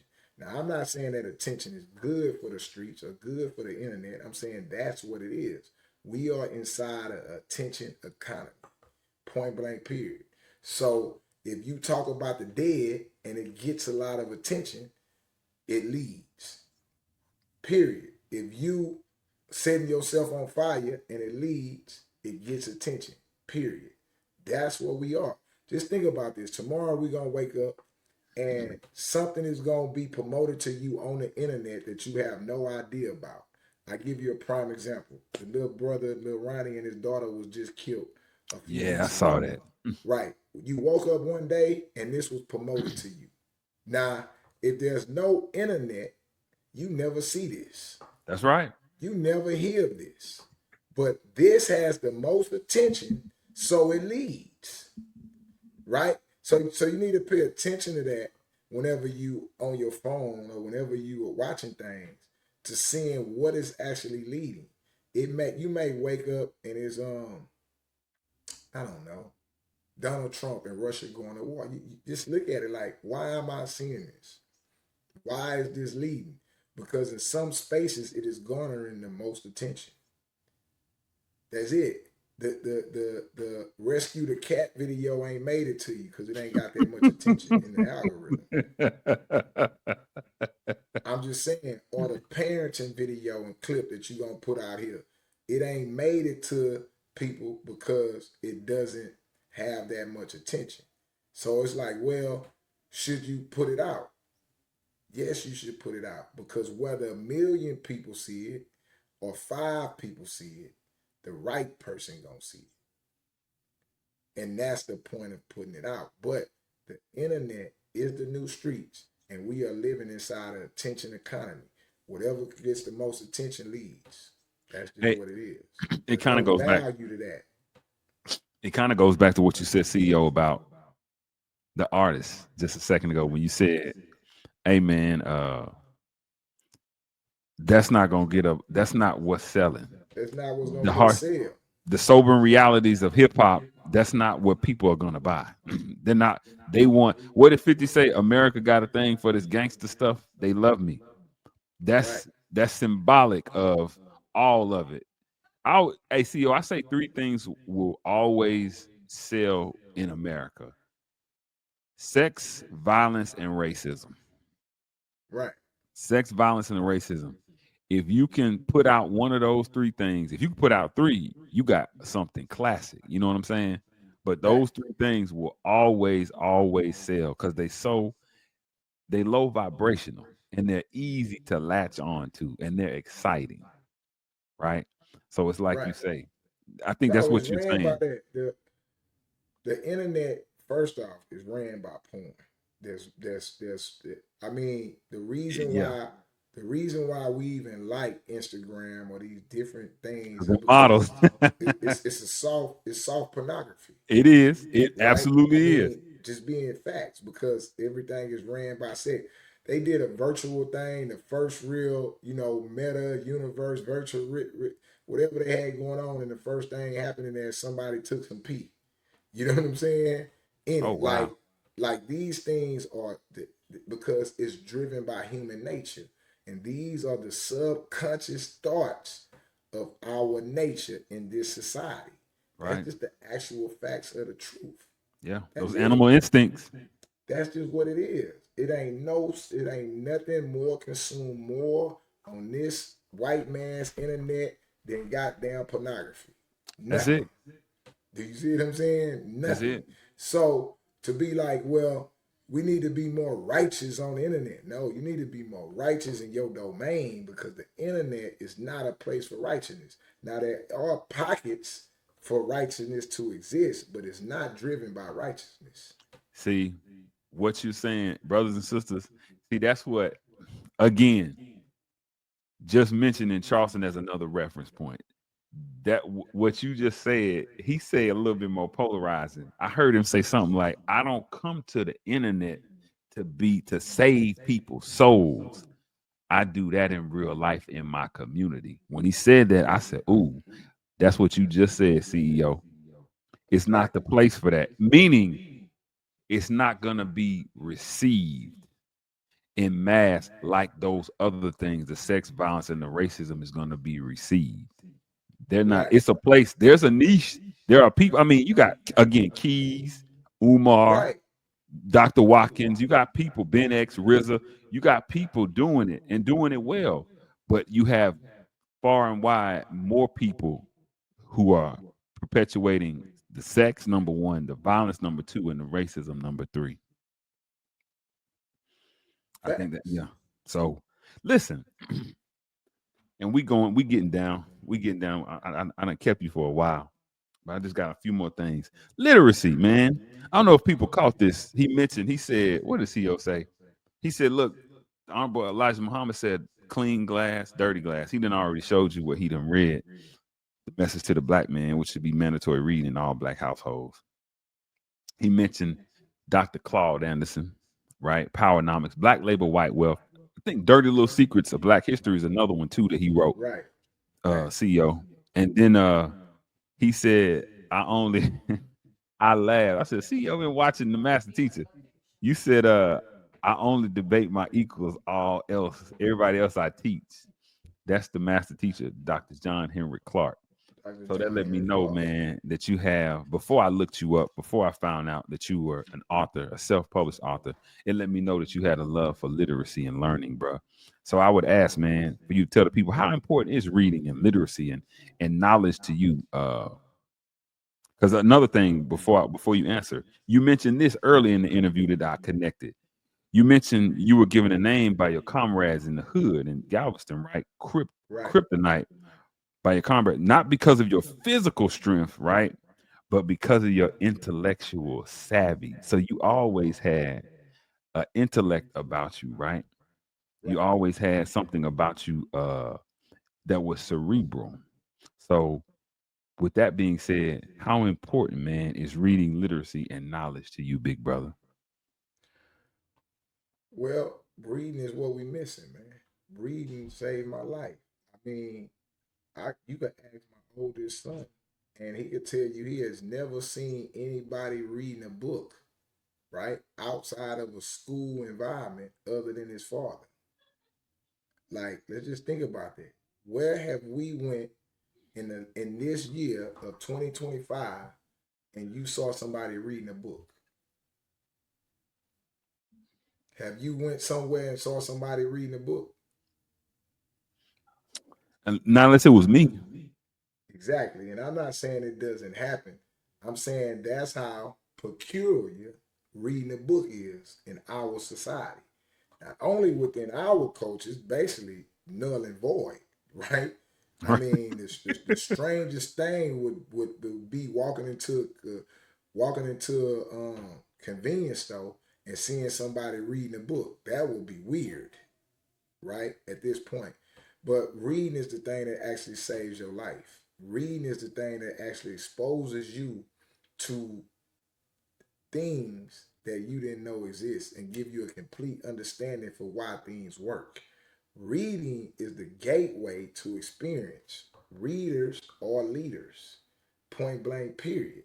Charleston White said he was able to run the state school and do things within the state school because he read the books they didn't read, right? So reading changed my life all the way around. It exposed me and it gave me a sharpness about myself that I wouldn't have had if I had not read. And that's why we could have a discussion that we could have, because reading just transformed my mindset and matured me in a way that nothing else has been able to do. One thing I wanted to ask, big brother, and my questions are winding down. Then we're gonna go into some lead with logic stuff. How has the intellectual savvy served you in business, big brother? Um, that's the first question. And then, if you could Right. also answer this: how can youngsters utilize their natural intellect to create a viable business in the way that you did? So, how has Right. that intellectual That's a savvy great helped you? question. I'm gonna go to another book, right? So if this book is the it's a necessary book for all black men and for black culture, this book is a necessary book for all business owners, all people that are interested in running a business. This book is Hold called it the back a little bit, CEO. yeah, this book is called, maybe it's the light. Yeah. Yep. Okay. Yeah, this book is called the E Myth book, written by Michael Gerber, right? This is the Bible of business. This book right here. This is the book you read when you need to have an understanding for what businesses is and what's going on. Now, you never heard of this book. You never saw this book before, but you have heard of like Rich Dad, Poor Dad, all the entertainment stuff, Richest Man in Babylon, or what other books we like to read? We like to read all that stuff, but Think and this grow book, rich. Think and Grow Rich, but this book is the instructions to what a business is and what you should be doing in a business. This book right here, this is the Bible business. And it's like, why? Why I never heard of this? CEO just making shit up. He just saying something to be saying something. No, I'm Michael not. Gerber. Michael Gerber. Michael Gerber, Yes, because sir. we need the instructions. We need the instructions on what's actually being performed and what's actually being done. And this book tells you what you're actually doing, what business is about, and what's going on for real. It's called the E Myth book. The E stands for entrepreneurial myth. The entrepreneurial myth. That's what this book means. That's what this book is. So this is the Bible of running a business. I mean, from billionaires to anybody, that is the instructions. Hey, I got it. I'll be ordering it and I'll be reading it, big brother. We connected now, CEO. So I'm gonna be Right, telling you what I think, what I'm learning, you know what I mean, how it's right, helping. So I appreciate that, black man. Um, right. And about the youth, you asked what yeah. was the part of it about youth? How can youngsters utilize their natural intellect to create a viable business, right? Right. They have to get around somebody. It's back to mentorship. You got to get around somebody that's in business. We just spoke on earlier Elijah Muhammad, and many people have described that your environment dictates your learning. Point Mhm. blank, period. What environment you in dictates how you will process your thoughts. Um, if you have a pot of boiling water and you put an egg in it, the egg get hard. If you got the same boiling water and you put a hard potato in it, it gets soft. The water didn't change. What put in the water changed. Right. And it's as simple as that. If Einstein was born and raised in Cedar Terrace projects, he would have sold crack. He wouldn't have made an atomic bomb. He would have made atomic dope. Do you understand what I'm Right. saying? Like, yeah, Right. he would have had the best dope in our projects if he was born in Cedar Terrace projects. So it's all about environment. When you run into a kid and you see he has great intellect, great ability to learn, and snappiness, you got to put him in the right environments. and whether that environment be business or something else. But you got to put him in something in which his intellect can flourish. If not, it will be propagated by internet and bullshit, and he Crazy can stuff. easily become lost based on the environment. Hey, listen. And these are the last few questions. Then I'm gonna get maybe just 10 minutes because I done had you long, CEO. CEO Mogul Chat. You said this, and I thought again, this is another profound statement that you made. You said, man, we're basically running from someone else's structure. Create your own. Create your own structure. So, what inspired or disciplined you to create your own structure in business? Because I tell y'all, right, what I learned about CEO was he was raised by his mother. His father graduated college at 36. He was in his life, but not necessarily in the house, if that makes sense, Right. right? So we become what we see, y'all. So my question is, what did you see, CEO? What gave you the inspiration, not the motivation? Because inspiration comes, that's internal, right? Motivation is external. If that Right. external stimulus ain't there no more, you're not motivated no more. Boom, you're not doing what you're supposed to be doing. But Right. what inspired you and disciplined you to create your own structure or your own business, my brother? Well, one, being in control. That's it. You want to be in control of the outcome. Quit thinking or quit lending everything to God, man. Like, man, God gonna figure it out. No, the fuck he ain't. He ain't gonna figure it out. He didn't already figured it out. He let you beat 90 million other sperms to get here. That Right. was the figuring out part for him. You know what I'm saying? That's it. He figured out you was gonna be the one. Yeah, to make it to the egg. That's it. He ain't gonna figure out why your business working. Right. So the structure, and that's what this book breaks down to you. The structure figures out where it's gonna be at. You have to have an aim. Jordan Peterson teaches that in his 12 steps of life. Like people going through life with no aim. Meaning you gotta have a bullseye that you're trying to hit. That way you know if you miss. Like that's so the structure, even as a kid, is want to be able to be in control of the outcome, want to be able in control of something changing, want to be able to create just want to be able to fix the problem. That's it. That's the inspiration. Want to be in control. Want to be in control. Do not want to be controlled or just want have my fingers crossed. So that's the inspiration that comes from within. Like, goddamn, man, we gotta fix this. We gotta do something about this, and we gotta stand on business, as they like to say right now. You know what I'm saying? That's Just that. staying That on is the business. inspiration. CEO, I always love how the slang, they say clothes CEO are recycled. Have you noticed how slang is recycled too? It's always some different version of Right, phi, high side, you know what I'm saying? Or right. something, you know what I Five mean? O turns to 12. Well, Yeah, right, like, right, right. yeah, I'm with you. One time. Yeah, I'm with you. Listen, um, the reason why he's from prison to Paris, y'all, because the brother took his wife to see Beyonce over in Paris, and it was a starking. From what he said, it was a startling fact that he discovered. It costs less over there. You paying the same amount of money for the whole experience, but it's less money to get over there. I mean, it's less money in the venues over there because you still got to Right. pay to go to Paris, which is, it's doable, it's feasible. But yeah, brother said, man, from Paris, from prison to Paris, from where he was to where he is today. And you mentioned these steps, CEO, not lying to yourself, being honest about who you are, being honest about your strengths and your weaknesses, getting out of the car, or in other words, that's a metaphor, y'all, for growing up, shifting your values, right? Muhammad Ali said, a man who looks at the world at 50 the same way he did at 25 is a fool. That's getting out of that car of ignorance that the brother like CEO was saying. And then next, setting goals, like he just said. It was a beautiful segue. Setting goals.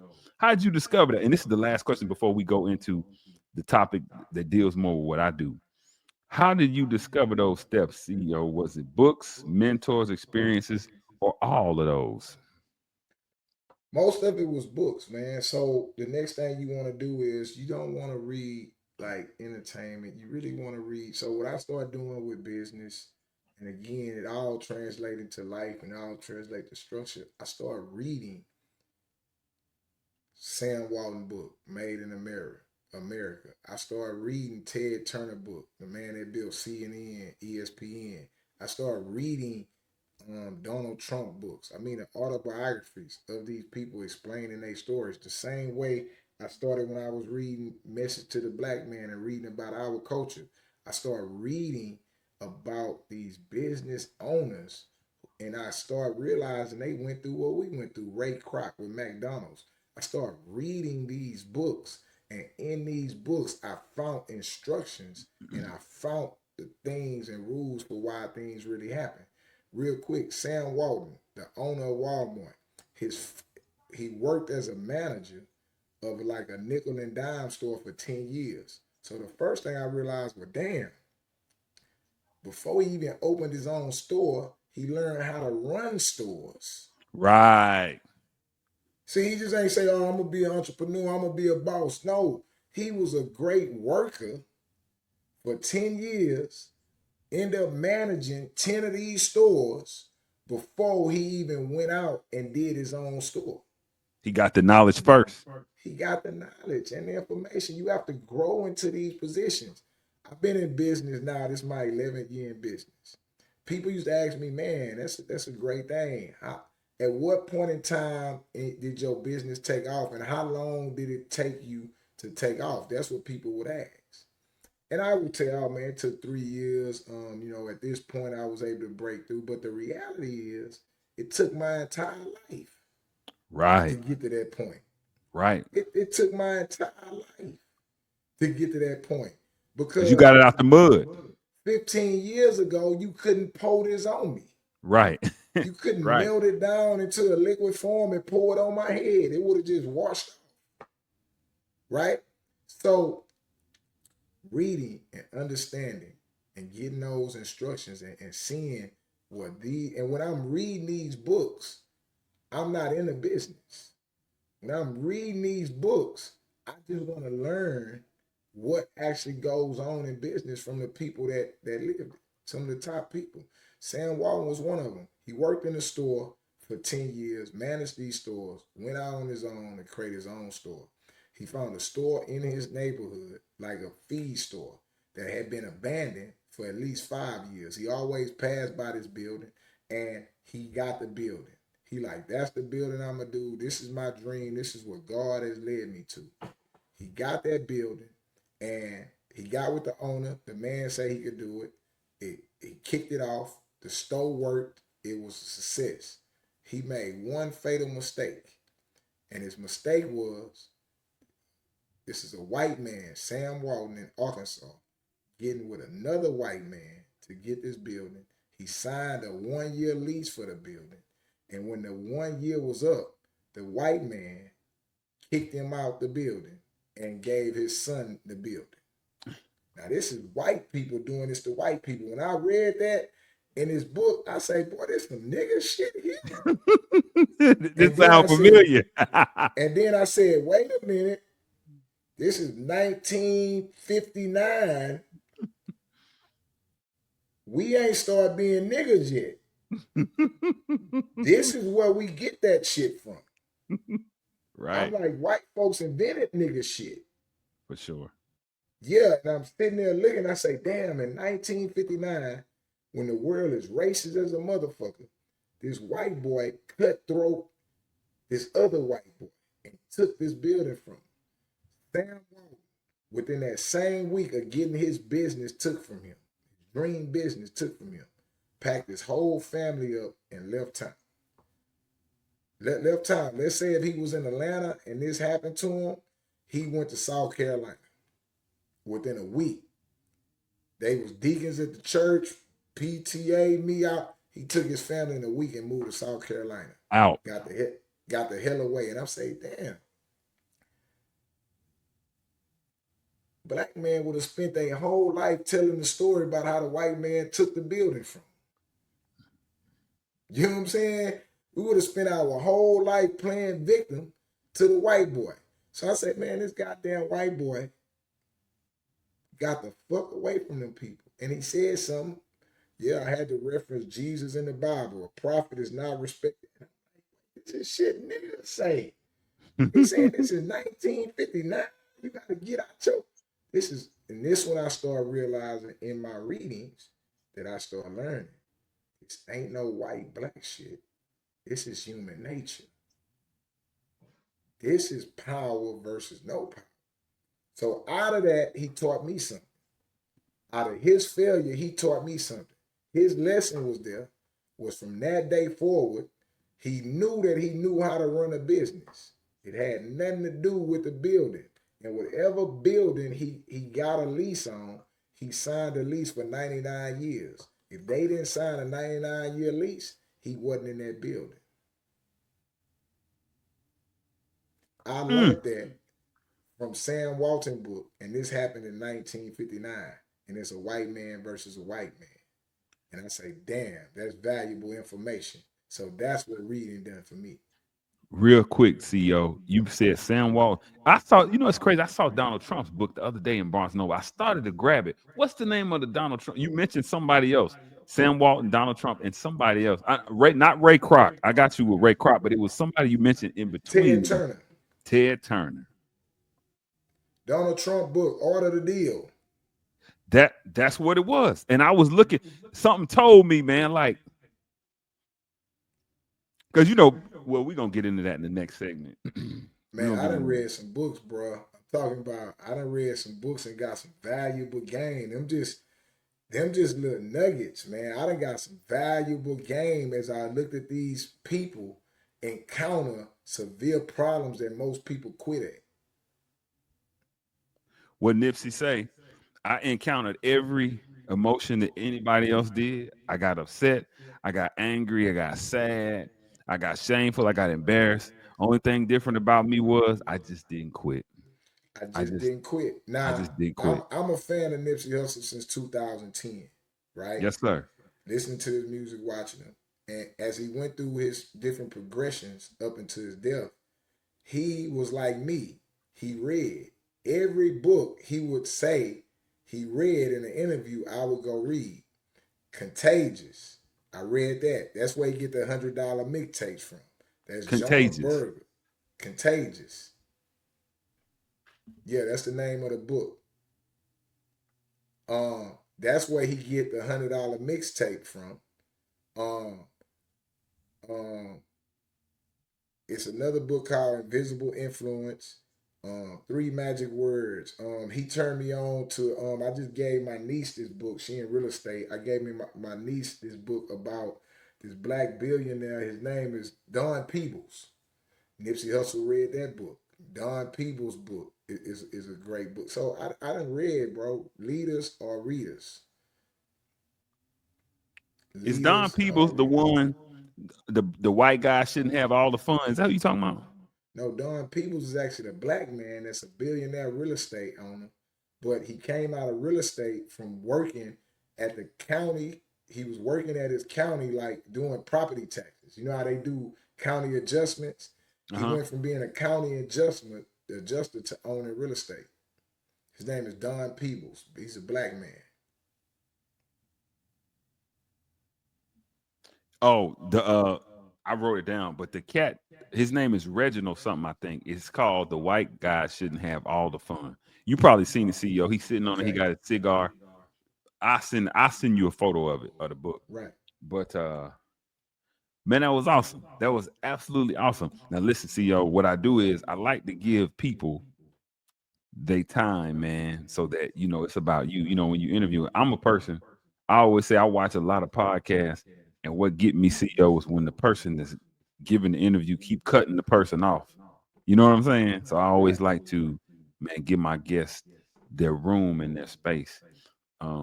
What we gonna do is I'm gonna real quick, I'm gonna show where people can find you at. I'm gonna show the your you got a website for Instagram. Instagram or Instagram. website. Yeah. Yep, I'm gonna show people, and then I'm gonna ask you. We ain't gonna be over. We ain't gonna be.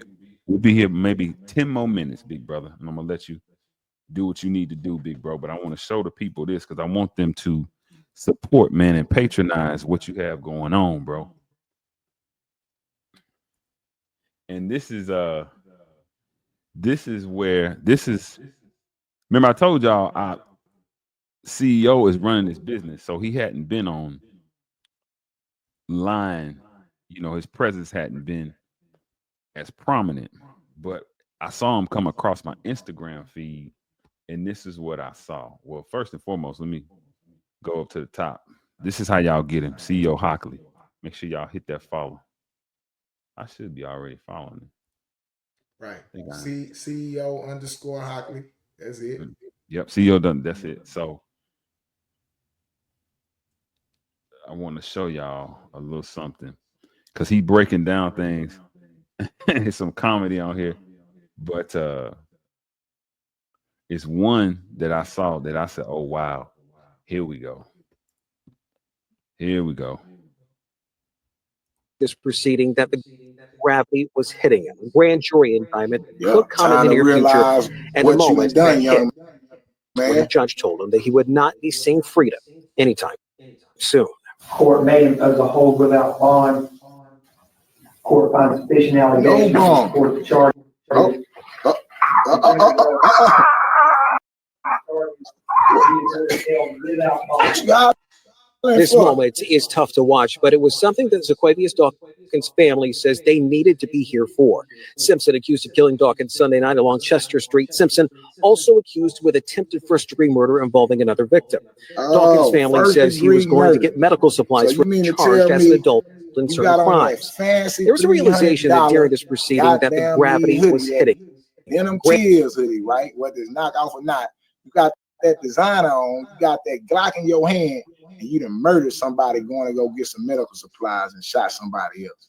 And the minute you got to stand in front of that cracker white judge, you start crying and almost pass out, and you 16 years old. Oh yeah, see, this is what we talking about here. This ain't in the music video. When all them niggas talking that gangster shit, when the NBA young boy and Dirk talking that gangster shit, this part here ain't in the video. This is real life, and you done really threw your life away, young man. We gonna get into this one, and we know a lot about it, man. Let's rock, let's roll, let's go. Yo! Hey, when I Yeah. saw that CEO, I said, "Woo, yeah," because he wasn't the only one. It's been a few of them. CEO, we talked about. It's been a few of them. Right. Youth offenders done killed somebody innocent, and then got in there and lost their breath, fainted. They clamped. They became a teenager again. CEO. They got Right. real adolescent all of a sudden, but they had made a grown man decision that they gonna pay for the rest of their life probably. Like you Rest of their said. life. So when I saw that, I said, "Yeah, this is that guy." But yeah, listen, you all. This is how you get to CEO underscore Hockley, and you'll see it. It'll take you to the other ones, right? The G County Apparel, Right. right? The business one. Absolutely. I'm gonna click on it and see if it'll go over there. Oh, okay, it's going.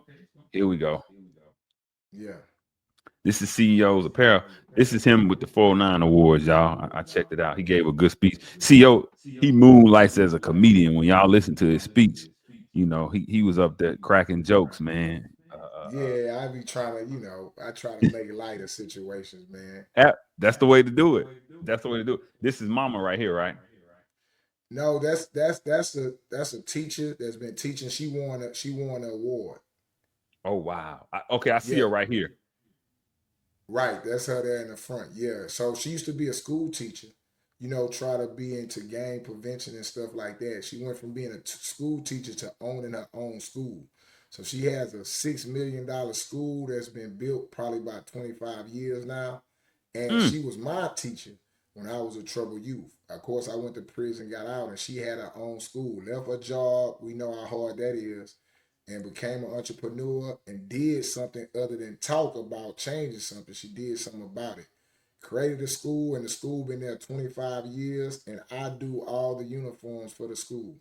All their uniforms, all their t-shirts, all that different stuff there. So on my 10-year anniversary, I wanted to award her for her accomplishments in my life and the community's life. Wow, look at that That's full her cycle. right here. If you scroll down with the flowers, yeah, click on that. The time with the sound. We want to tell you, job well done. We want to give you your flowers while you here. While you here. Yes, we want to tell you, job well done. Thank you. And we know when you retire, you got a great retirement. We know that, but we want to bring you personally on the show to say it. Yeah, so that's what I did. There's a lot of good teaching. I basically interviewed these people and let them come on and tell their stories, and then you fast forward, we gave them awards at a real ceremony in front of the community. Wow. That is that's amazing, bro. That is amazing. This is but this is G County. That's amazing. This is G County. Let me see if it'll sometime. Okay, it's going back. And I try to take it to the okay, see that it's tripping With the YouTube. with the YouTube. But Yeah, I'm it gonna trips show. out with the YouTube. But Yeah, that's it cool. trips out. It's CEO Hockley on everything. Yep. It's tripping out with the YouTube. But listen. So look, man, I always tell people, like I told you when I met you, man, look, what I do is I take the controversial, the sensational, and the mundane, man, and through objective data, man, books, literature, uh, peer-reviewed journals, articles, interviews, documentary clips, I extract the knowledge, wisdom, and understanding so that people can live life in 3D and also the enlightenment can be enhanced. Every Monday night, man, at 8 p.m. Eastern Standard Time. And while we on this, real quick, look, I have my own little business too, man. Lead with Logic, man. I have hoodies, hats, tees, all of that good stuff. www.leadwithlogic7.com. Hey, man, get some Lead with Logic. Put some logic on your brain. You dig what I'm saying? We got different Right. designs, different hoodies, man. I'm trying to get like CEO over here, man, you know. But Right. But you putting in the work. You putting it in. yeah, hey. So what I do, man, I ask people about, topics that I would normally build on CEO. So I'm gonna go ahead and I'm gonna keep it easy. You know, I tell people this. I like to be involved with my local government. I really don't vote in the national elections, Right. but I do have observations, what I note about the national elections. And what I noted about this election specifically was it wasn't necessarily that I love the Republicans and Donald Trump or even just the Republicans. People say that like singing groups, right? The Republicans and Donald Trump, Kamala and the Democrats, they all won. But it was really what I saw coming from the Democratic Party. What they were getting behind, I really couldn't get behind. So look, CEO, we talked about Donald Trump. It'll just make it easier. What do you think about him coming in office this second term and what he's doing? Because I'm gonna have to read the art of the deal. So obviously, you respect his business savvy, if nothing else. What do you think about his presidential, or how do you think? How can I put it? What are your thoughts on what has transpired so far? The executive orders, the trying to meet with different leaders, Zelensky, Canada, Mexico, China, and those tariffs. What do you see, CEO? What is your take on all of that stuff? Right, man. I could just say this real quick without holding us too long. Is Yes, this sir. here? You know, we don't have too much insight on this situation. Everything we get is filtered through the news, right? Hmm. Through news or through social media, and then we formulate opinion based on what's fed to us through these different outlets. So it's not no real hardcore, genuine insight. But what I could say is this about what's going on since Trump been in office and what's actually happening and what's the most importance or the credence there for black people. This is the things that we pray for, black people. What do you mean? We always said this. The white man is good at what? Dividing and conquering us. They keep us at odds with each other because we never come together, because if they keep us divided, a house divided is easier to collapse, right? So the goal is to keep black people divided. Well, if that's true for us, and if we see that as a tactic that is used against us, then we have to relish and marvel at Donald Trump. Donald Trump is the house divided. He is the one dividing the house. His whole energy divides their house. Not only does it divide it, I think it was a beautiful thing of white on white violence when I saw them people rush the Capitol. I mean, why are black people mad at this chaos and this house divided when this is an ample time for us to be getting our stuff together? Right. So I see Donald Trump as a manifestation of the things in which we want and pray for. But again, we want something, but we want it in a particular form. It's like what my grandmother would say, you could pray for rain, but you don't want the mud. That goes hand in hand. You have to understand when you praying for rain, you praying for mud. Absolutely. Right? You have to understand that. So, without getting to policies and none of that, what I see is a white man that's creating confusion. The devil is the author of confusion. Wherever there's confusion, he is present. I also see white on white violence. I see him cussing out, arguing with Zelensky. I see him ran into the White House. People actually dying, and I see a house divided. And I think as a community of black people and what has been done to us in this country, I think this is the most beautiful time for us to get our stuff together. We're not talking about wars, fighting, or none of that. We're talking about race relations. They can't fight black people if they fighting each other. If they That's right. fighting the Mexicans on the border, if they fighting China, if they fighting Russia, if they fighting Canada, that means black man, black woman, you have the ability to build in peace.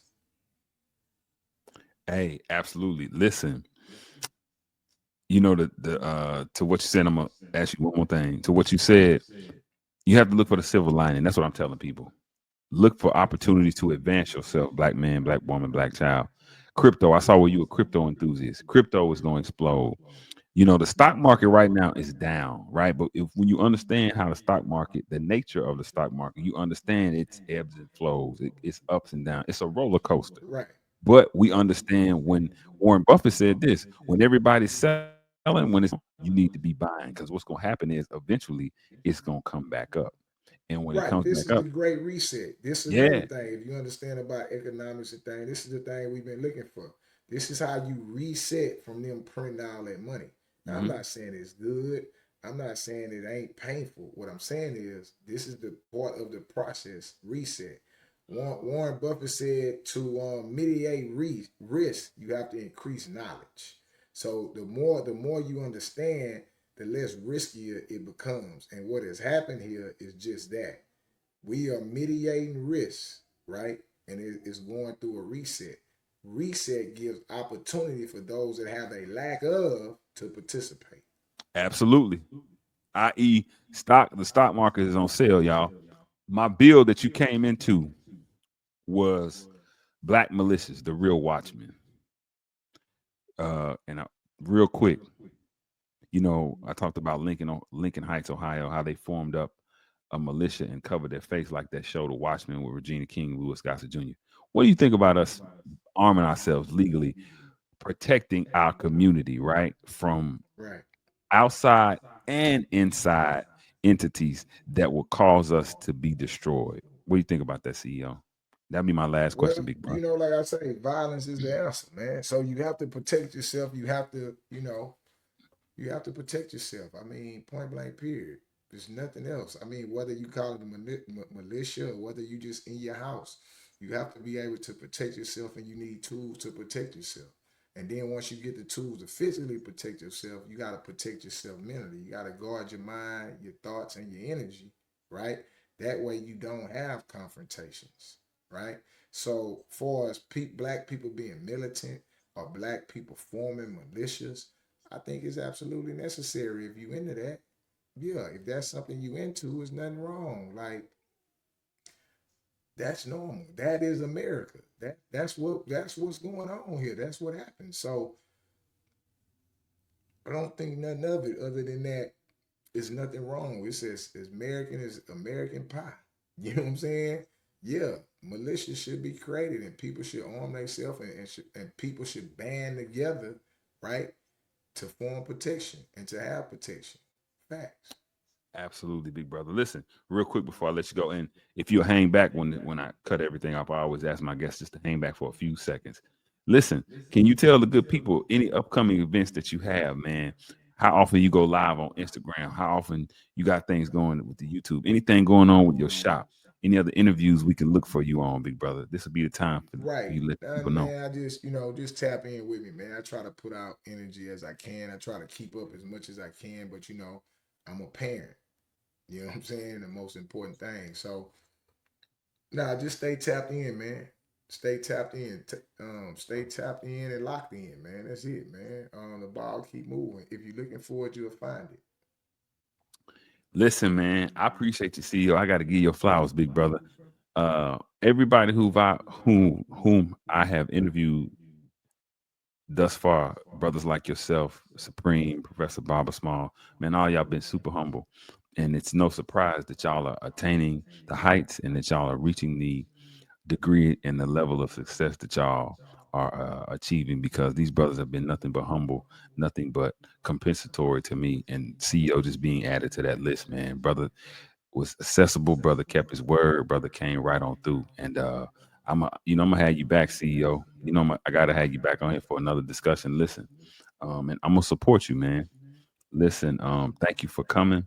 Look, y'all, um, man, we're gonna wrap up another great one, another epic episode, another epic interview, man. Look, like Minister Malcolm would say, hey man, we're gonna may we all meet again in the light of understanding. Hey, peace and love, man. And I'll see y'all next Monday, big dog. Peace, peace. Stay back, hang back for me, CEO. All right.